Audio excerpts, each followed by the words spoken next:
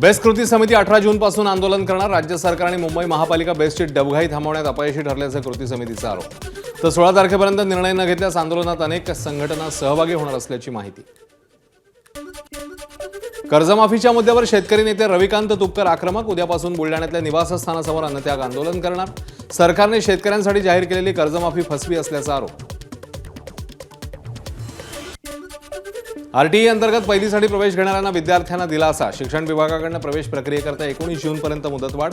दुसऱ्या आठवड्यात अपेक्षेपेक्षा कमी प्रवेश झाल्यानं मुदतवाढीचा निर्णय. अंबानी समूहाशी संबंधित आर्थिक गैरव्यवहार आणि कथित मनी लॉन्ड्रिंग प्रकरणी ईडीची मोठी कारवाई. रिलायन्स टेलिकॉमचे माजी वरिष्ठ अधिकारी सतीश सेठ आणि गौतम दोशी यांना मुंबईतनं अटक. नशा करण्यासाठी वापरल्या जाणाऱ्या कोडेन फॉस्फेटयुक्त सिरपचा मोठा साठा जप्त. तब्बल 52,07,400 रुपये किमतीच्या 4,734 बाटल्या जप्त. मुंबई पोलिसांच्या गुन्हे शाखा कक्ष 11ची कारवाई. बेकायदेशीरपणे साठा करून विक्री करणाऱ्या 4 आरोपींना घेतलं ताब्यात. धुळ्याच्या शिरपूरमध्ये फळांच्या गोदामाला आग. आगीत गोदामातल्या केळीचे कॅरेट, मोटरसायकल, संसारोपयोगी साहित्य, इतर व्यापारासाठीचं साहित्य जळून खाक. भंडारी टाकी परिसरातली घटना.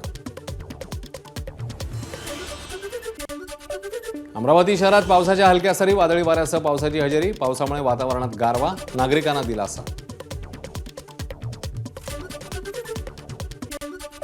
अकोला शहरासह ग्रामीण भागात वादळी वाऱ्यासह पावसाची हजेरी. वाढत्या तापमानामुळे अकोलेकरांची लाही होत असतानाच पावसाची हजेरी. पहिल्या पावसाचा चिमुकल्यांनी लुटला आनंद. बुलढाण्याच्या संग्रामपूर आणि जळगाव जामोद तालुक्यातल्या अनेक भागात वादळी वाऱ्यासह पाऊस. अनेक ठिकाणी घरांवरील छत उडाले. अनेक भागातला वीज पुरवठाही खंडित.